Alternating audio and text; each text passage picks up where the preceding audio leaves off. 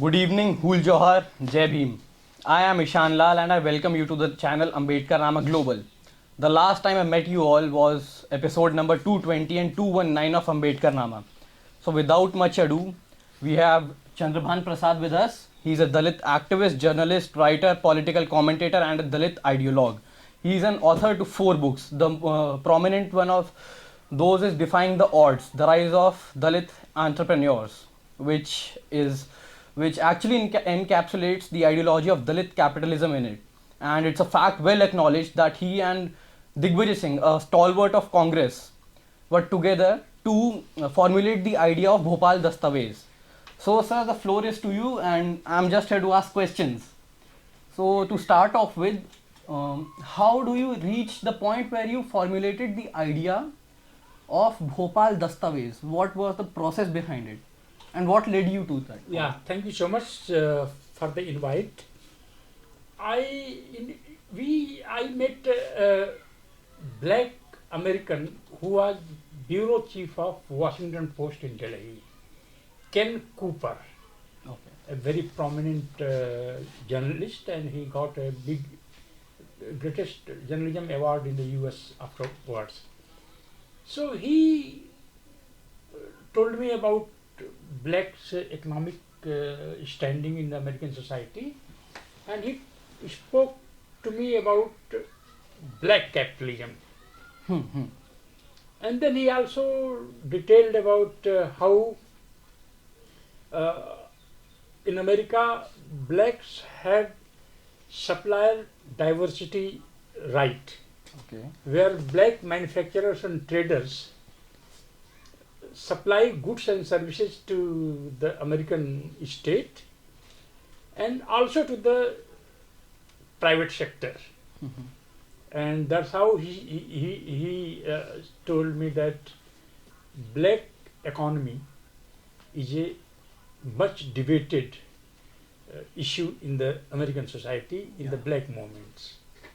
So I took it, and then by 1919 I had got a computer with the internet facility, and I did my own research. I was writing for my column in Pioneer, Dalit Diary. It's supposed to be the first English weekly column written by a Dalit in a prominent, not prominent, but in a mainstream newspaper called Pioneer. Chandan Mitra gave me that space. So I was writing week after week, and then I started writing about American blacks. And then I wrote several pieces, and Mr. Digvijay Singh, the then Chief Minister of Madhya Pradesh, undivided Madhya Pradesh, read some columns where he found it interesting, and I was saying that governments can economically empower Dalits and tribals without spending any money. And then he contacted me, his staff contacted me, and he invited me in Delhi-based Madhya Pradesh house. And he said, convince me. We are cash short, and you are saying government can help Dalits Adivasis without spending any money. Then I explained him that governments buy goods from public sector in billions of rupees, and you have some 4,500 Dalit Adivasis hostels all across your state, where you give free breakfast, free lunch, free dinner.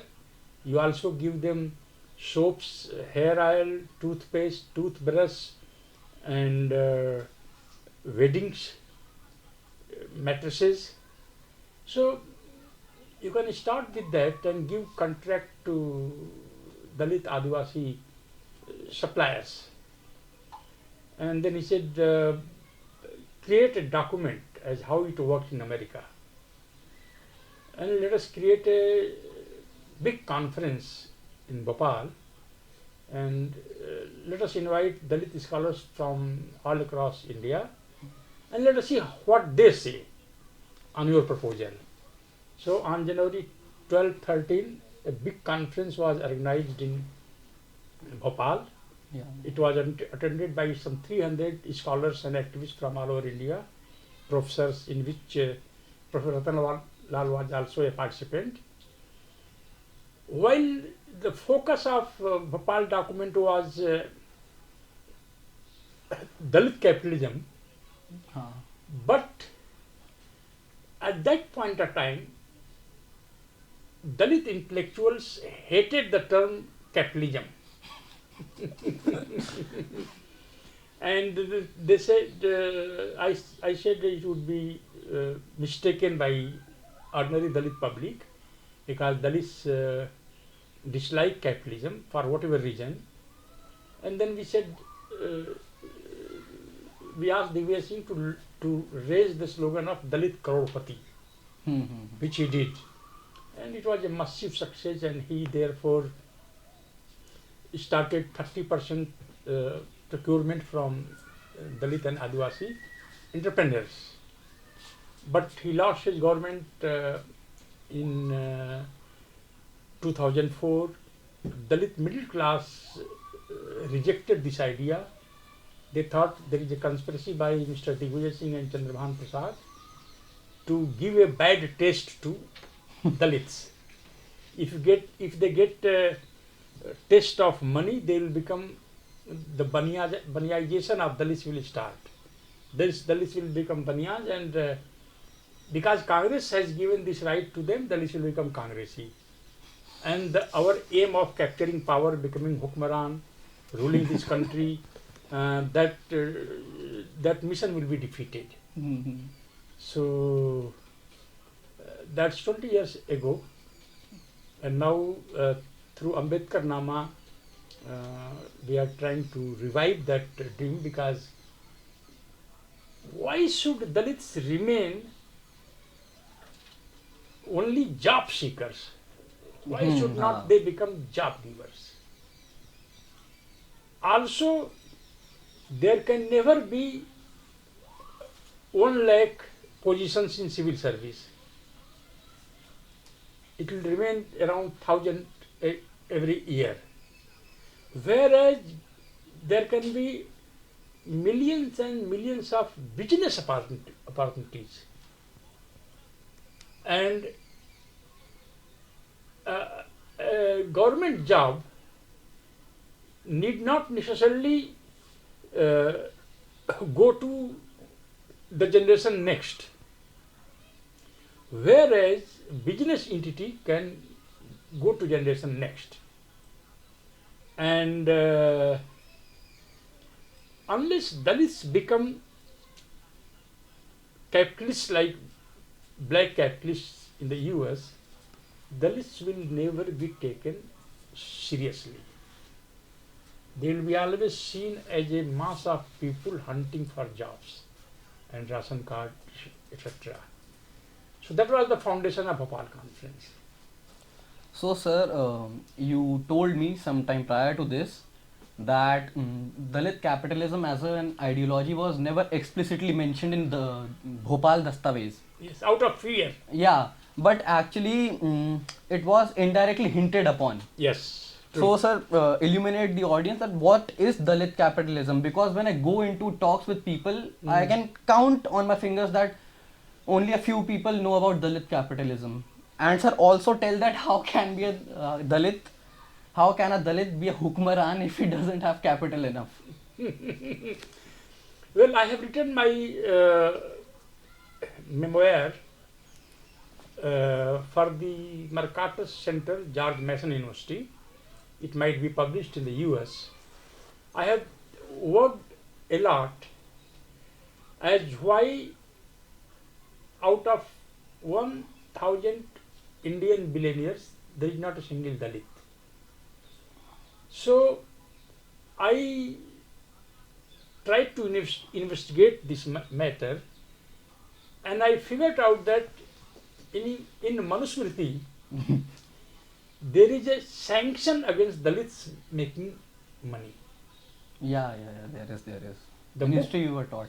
The book clearly says that if untouchables are seen making wealth, the king must immediately snatch that wealth and banish that Dalit businessman from his country.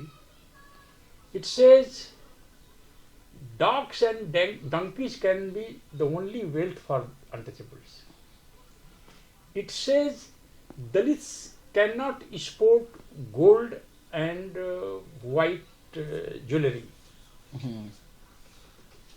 Dalits cannot wear new clothes. So I say this is the reason.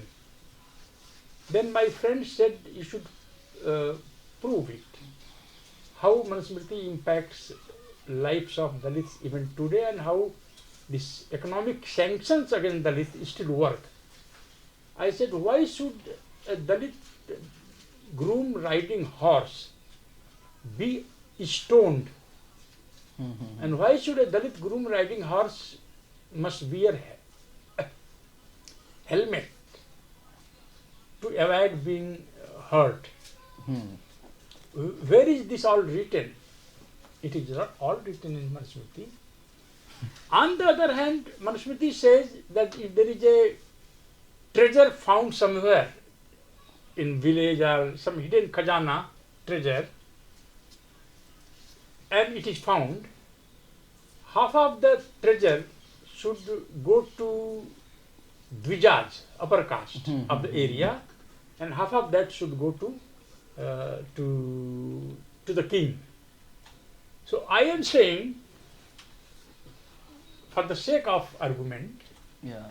that maybe since theoretically it is stated that Dvijas will have right to have half of the treasure that has been found, maybe these 1,000 Indian entrepreneurs who are all upper caste, Yeah. maybe they have that benefit centuries, millions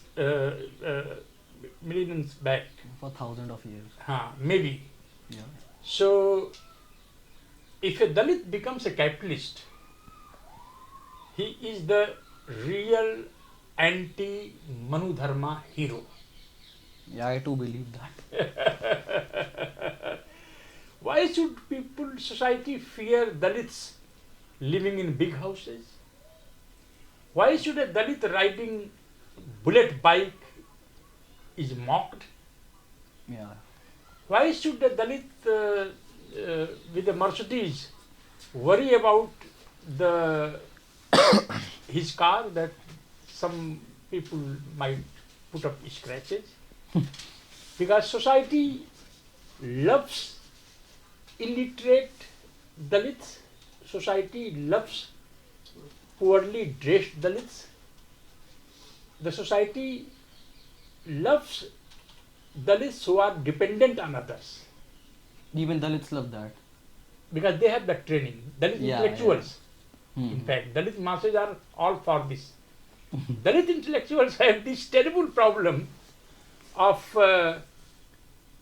finding a Dalit with Mercedes as something that is not expected of a Dalit. So that gives me, that becomes a cause of more determination to me to ensure that Dalit capitalism becomes a reality, if not today, tomorrow. Sir, so the problem with the Indian masses is that they think that Marxism is the only tool to achieve an equal society in the context of India. So how do you see that problem if Dalit capitalism is absent in that? That's where the responsibility of young people like you increases. And Ambedkar, the philosopher of modernity and emancipator of Dalits, has this Dalit capitalism in his mind. Gotcha. But that has not been articulated by him at that point of time. When half of the world has become communist, neighboring China had become communist, everybody was mesmerized by the philosophy of communism, including Pandit Jawaharlal Nehru. So, do we expect Baba Saheb Ambedkar to rise on a tree and shout capitalism, capitalism, Dalit capitalism, when everybody is mesmerized by Marxism? People should get it themselves. People, that's where the duty of scholars lies. Tell me, who was the person during first half of 20th century who defended right to private property? None other than Ambedkar, not even Nehru. And he put it in the constitution. Explicit mention is there. Right to property as one of the fundamental rights. Did ever communism defended right to private property? More so, Baba Saheb wrote preamble of India's constitution. Nehru introduced it in Constituent Assembly. Tell us, why should Dr. Ambedkar affix liberty before equality? Emancipation is necessary for equality to come. To explain it in a simpler term, was it pragmatic for American blacks to talk of equality without abolishing slavery? No. So to black Americans, freedom came first. Right? To Ambedkar, freedom for Dalits came first, equality can wait. And throughout his writings, he had that chronology: liberty, equality, fraternity. And he carries that commitment into the preamble of the Constitution. How now you define Ambedkarism? He then says in his manifesto for the emancipation of scheduled caste, the only document he titles Scheduled Caste Emancipation Draft Manifesto. No other writing of Baba Saheb Ambedkar has been titled like that. He says, wherever public sector is required and necessary, we will promote public sector. Wherever private sector is necessary and required, we will support private sector. Which communist had this in his mind, that we will have private sector also? That's why I say Nehru is closer to Ambedkar than Gandhi. Gandhi had this khadi industry, and Nehru went for public sector, big public companies like NTPC and State Authority of India. All these things started coming. I call it state capitalism. And Ambedkar is the ideological founder of that concept called state capitalism. He also had probably, as a writer, I must explain, as people explain what is Marxism in very many ways, I must also explain what is Ambedkarism. So I find state capitalism as the treasury of the Indian Republic. Who will fund Dalits education and Adivasis education if state has no capital? Who will fund Dalits welfare if state has no capital? And The society will say, Mr. Prasad, your scholarship comes because we give taxes to state. Ambedkar says the state will have its own business. Tell me, before 1990, before economic reforms, most Indian private companies were like family-owned enterprises, with few exceptions, Godrej companies and all, and Tata companies, Parsi group. The public sector like NTPC, BHEL, SAIL, Indian Oil, Hindustan Petroleum, all these big companies were more corporate styled than private companies. So, state capitalism lays a foundation for the private capitalism. Before I miss that, Baba Sahab said we will have agriculture completely mechanized. Is this the feature of socialism? He says we will have farming on large farms. Is it socialistic scheme? He has seen Europe and America both, and he's saying exactly that. He says we'll go for modern seeds, that's hybrid seeds and fertilizer. And at the last, which I as a reader would explain, analyze, he says it will be done in a cooperative manner. In a very reluctant way, he's saying that. So, if you see, he says liberal democracy. He loves Western sciences. He loves Western philosophers. Still, Dalits think he was a communist. He says in a book that has been reproduced by evidence by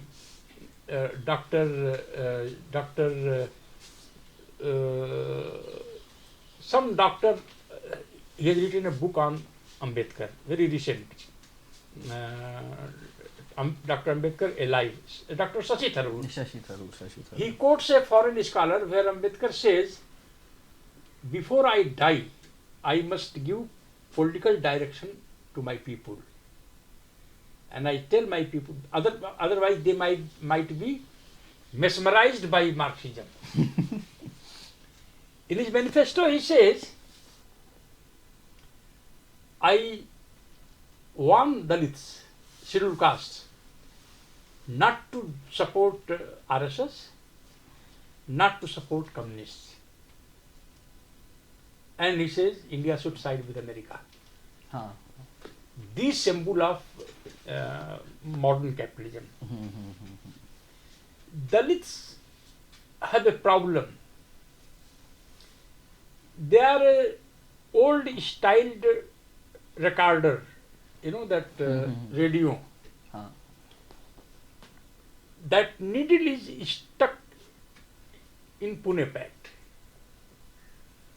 Some who could come out from that needle, they are stuck in states and minorities. States and minorities is a memorandum, a sort of alternate constitution. Dr. Ambedkar wrote and submitted it to Pandit Nehru because he was not sure he will be able to enter Constituent Assembly. You know what is the name he wanted to give to India? United States of India. But by that time, he proposed a state socialism. So, some Dalit scholars who could come out from that 1932 trap of Pune Pact, they have got entangled with this uh, states and minorities, right? So, just to make my point, to do your BA, you need to pass your high school and intermediate. To do your PG, you must pass undergrad. And then PhD. So all are there, gone. Is scheduled caste Emancipation Manifesto written in October 1952, is that the more advanced thought of Ambedkar, or states and minorities written in 1946? So the Dalits have somehow their brains have shrunk, Yeah. for some reason, and if they are born with this brain that has shrunk into small laddu size.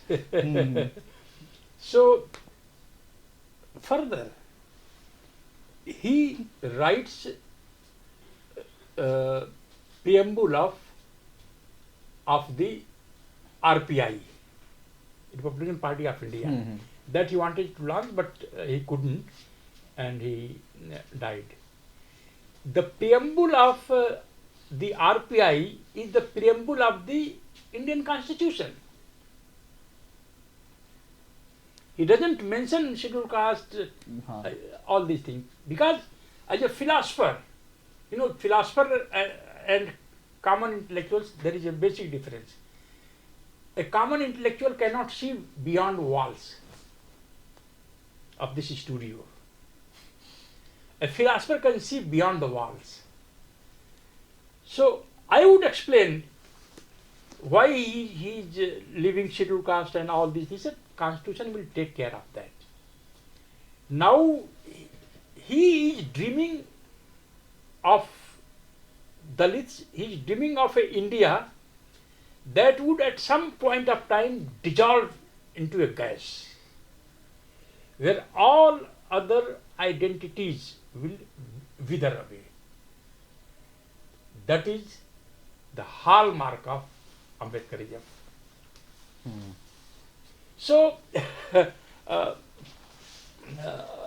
I suspect Baba Sahib was a great man, but he was a man, he was a human being.